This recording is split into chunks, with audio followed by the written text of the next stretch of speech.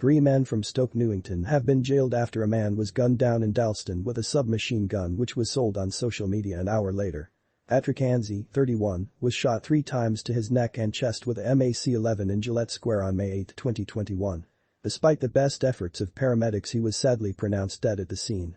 Jermaine Jackson, 36, of Princess Mare Road, was jailed for 33 years for murder and 22 years for possession of a firearm with intent to endanger life.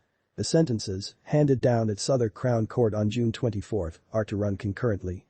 Shane Hartley, 26, of Victorian Road, was jailed for 12 years for possession of a firearm with intent to endanger life, and Mohammed Abrar, 25, of Morey Road, was jailed for 3 years for assisting an offender at the same court. The trio had previously been convicted on May 13 following a trial. Homicide detectives spent hundreds of hours examining CCTV and mobile phone data that revealed the movements of all 3 defendants on the night of the murder to secure the convictions. The CCTV showed Jackson confronting Patrick and his friend in Gillett Square before leaving briefly to collect the gun and returning to confront them again. Patrick and his friend tried to flee, but Jackson shot the 31-year-old in the back as he was running away.